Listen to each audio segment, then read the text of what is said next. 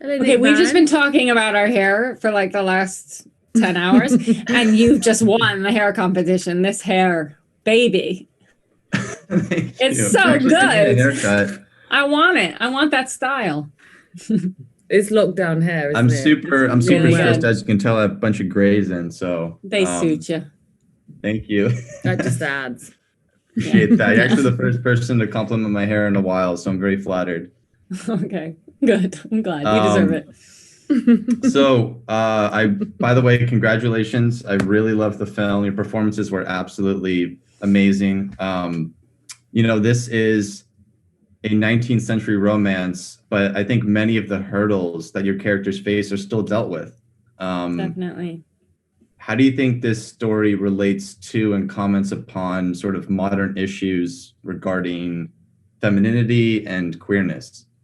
I mean, genuinely, how much time have you got when it comes to how much this relates to themes today that we still experience and talk about?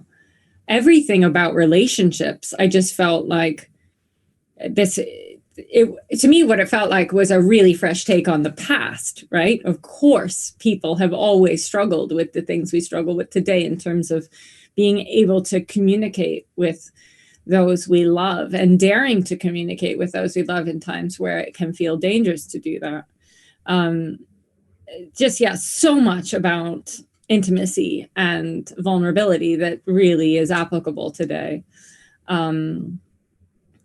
But yeah, I don't know. I find like the more that we talk about it and the more that we think about it, it's just kind of unending the parallels. One kind of niche one that I've been thinking about a lot that I absolutely love in the film that I think really applies in relationships during lockdown is the relationship between what you share with your partner and the mad rantings of your inner life. There's a Totally. scene where my character is furious thinking about something her mother has said to her once, which is that her husband had never asked anything of her except for, and then this laundry list of things he had expected of her, and that she never appeared in his ledger except for when she went and bought a dress. Like there was no record of Yeah. her, but she had this endless responsibility and duty with it, to help serve him. Um, and so you come into the scene with this whole rant, and then the interaction with the husband is, am I anywhere in your book? He has no idea what's been going on in her mind. She hasn't felt the need to communicate clearly with him what goes on in her mind. And then he says the wrong thing in response, and she is infuriated and walks away. We carry with us so much hurt, sometimes so much anger, frustrations, and we often don't have the patience, the courage, the time to share in detail those things, or the skills to share those details, even with the people we care about the most. And then comes all of the misunderstanding and hurt and chaos that failure to communicate, yeah, leads us to. So I don't know, it's a bit niche, but it's one of the things I found is like actually quite modern in the story. Well, you really Herbs, got a better touch upon that answer? idea of communication, and I feel that touch in film can communicate so many things: desire, longing, pain. How do you both feel touch sort of as a vehicle of the plot of characters' emotions functions in a world to come? It's so interesting, right? Like how much connection extends beyond the spoken word. Certainly, for someone like my character who has such a hard time expressing herself. We talked a lot about that stuff, like when will they and how will they, those first moments of daring to connect on a physical level, right? Curbs? I'm talking to you. I'm just muting this call. I'm just listening to you both. No, massively touch. Yeah, I mean, like the pinky thing was like, should we or shouldn't we? Yeah, I love that Yeah. scene. Yeah, we're coming together. And also the idea, like, the choice to have the scene when they're together at the very, very end, and to think like these women, this doorbell's just gone. These women, maybe haven't been touched by someone that like they really want to be. And I think that I'm really sorry to answer this. Come in. I think you should hotel. make whoever it is come and be in part of it. I know, right? Join the party.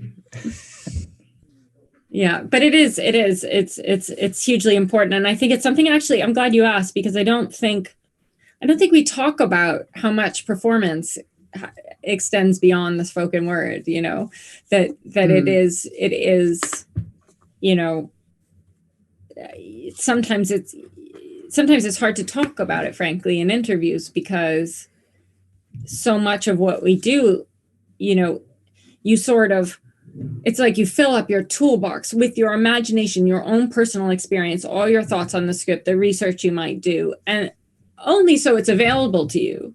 And then in the moment, what you hope for is to be totally free to just live the scene. And the feeling of living the scene when it really is working is total. It's not an experience of the mind. It's not purely verbal. It's a total full body thing. All consuming. And and I think when people talk about, oh, your chemistry, it's that those moments where Vanessa and I are both coming to the scene with all of our preparation and all of our, you know, trying our best to represent the longing and the needs and the pain of these characters, and then just letting it rip. And that extends so much far beyond the word. What do you think, Curbs? And who was at the door? Who was at the door? Yeah. It was just, I'm in the hotel, so it was just someone. I don't Room know. service? Room service? Oh, God, room service. It seems like a thing of the past. The good old days of press She tours. was offering anything interesting. Oh. Well, I wish I had more time to speak with you both, but my time's up, unfortunately. You too, Nick. I want to thank you both so much, and have a wonderful rest of the year. Let's hope 2021 brings a lot more joy. Yeah. Thank you, Nick. From your mouth to God's ear. Bye. Bye. I like the colorful setting. Oh, thank you. I had to sort of improv this out a little bit, as my room's a bit drab, so I just stacked a bunch of books up together. Hope that worked out. Yeah, I like it. Can't be more drab than my room. Look at this. I like the monotone. I think it's a good look. It's original. So, Casey, my first question is for you. I'm curious, what do you think DYER's greatest weakness is, and how did you bring that out to its fullest extent? That's a really good question. Nobody's asked that question. I'll try to give you a decent answer. I think that DYER's greatest weakness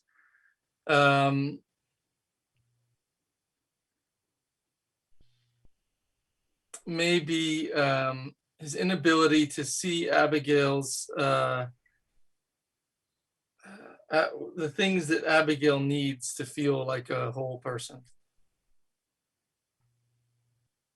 Yeah, I feel that, you know, there is a sense of longing, right? That she, it's not given by your character, and she sort of struggles with that, and that's why she sort of dips more into that romance, right? You know, Mana, I just kind of, to move to you, I really felt the power of the female gaze in the film, and on the flip side, sort of the power of the things that obstruct it.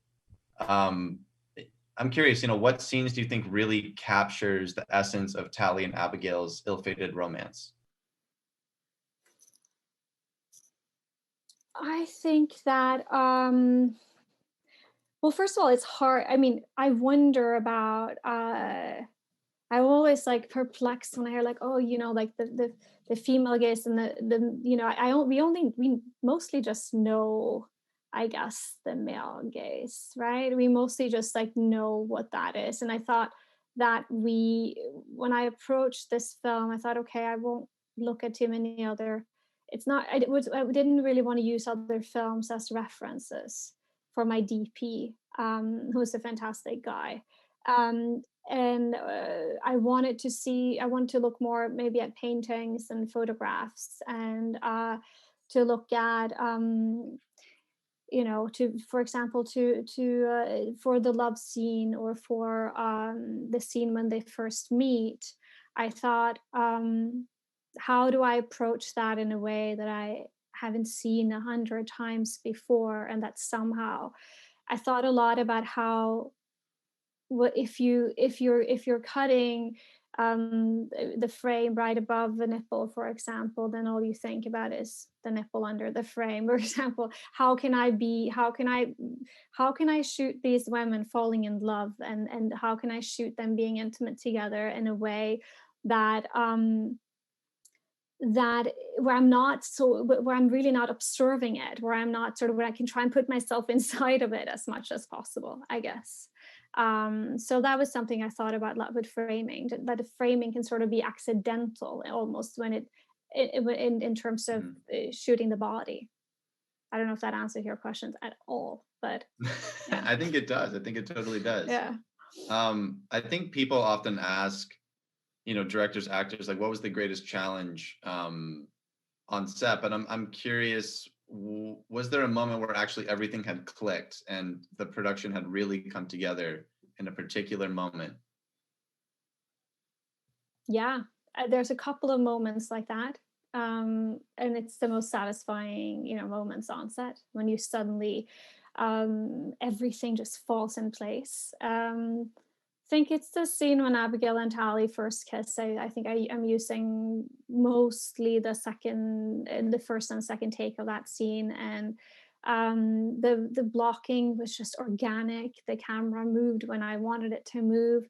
The windows and doors were open, and the lighting that Andre had done was beautiful, and just the girls just like they blushed and flushed, and everything just there was a little gust of wind, and her hair, just everything, it just everything falls into place, and it was a breeze to edit because of that as well. And so I think that's one of those moments. Anything for you, Casey? Any moment you can pinpoint? I mean, the one take when I was able to ride my horse from like point A to point B without him like taking off in the other direction felt like a miracle. All right. Well, thank you so much. That's all the time I have, unfortunately. I'd love to talk to you guys for hours about the film, but congratulations. I adore it, and hope you both have an amazing 2021. Let's hope it's a lot better. Thanks, Nick. That was a really nice interview. Yeah, thank you. Thank you. You guys gave some amazing answers. Thank you.